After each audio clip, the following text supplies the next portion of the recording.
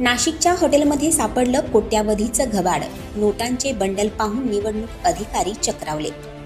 विधानसभा निवडणुकीच्या तोंडावर वर्ध्यातही मोठी रक्कम जप्त करण्यात आली आहे। नाशिकमधील एका हॉटेलमध्ये कोट्यावधी रुपये सापडले आहेत। विधानसभा निवडणुकीच्या तोंडावर नाशिकमध्ये पैशांचा पाऊस पडतोय। एका हॉटेलमध्ये तब्बल 2 कोटींचं घबाड सापडले। पैशांचं हे घबाड कुणाचं आहे आणि ते कशासाठी आणण्यात आलं होतं हे वेगळं सांगण्याची गरज नाही। पैशाचं हे घबाड आयोगाच्या हाती कसं लागले ते जाणून घेऊया।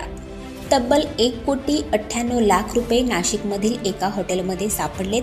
500 रुपयांच्या नोटींची ही बंडल कुणाची आहे याचा तपास सुरू आहे। मात्र निवडणुकीसाठीच ही रक्कम आणल्याची माहिती आहे।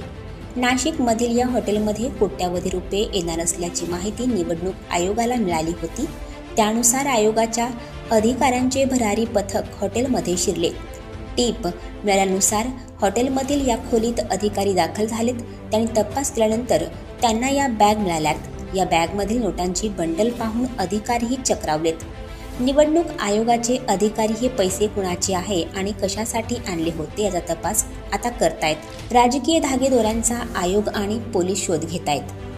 हॉटेलमध्ये सापडलेली ही रक्कम शिंदेंच्या शिवसेनेचे नेते सदानंद नवले यांच्या गाडीत सापडल्याची चर्चा होती। मात्र त्यांनी याबाबत खुलासा केलाय। पैशांचा आपल्याशी काहीही संबंध नसल्याचं नवले यांनी स्पष्ट केले। मतदानासाठी केवळ 2 दिवस शिल्लक आहे। त्या पार्श्वभूमीवर पैशांचा पाऊस पडताना दिसतोय। काही कोटींची रक्कम सापडली, पण गुप्त मार्गानं अनेक ठिकाणी पोहोचलेल्या कोट्यावधी रुपयांचं काय असा सवाल आता विचारला जातोय। आणखी नवनवीन व्हिडिओ पाहण्यासाठी आत्ताच आमच्या स्टार TV9 चॅनलला सबस्क्राईब करा, लाईक करा, शेअर करा। Bureau report, star TV9 Nashik.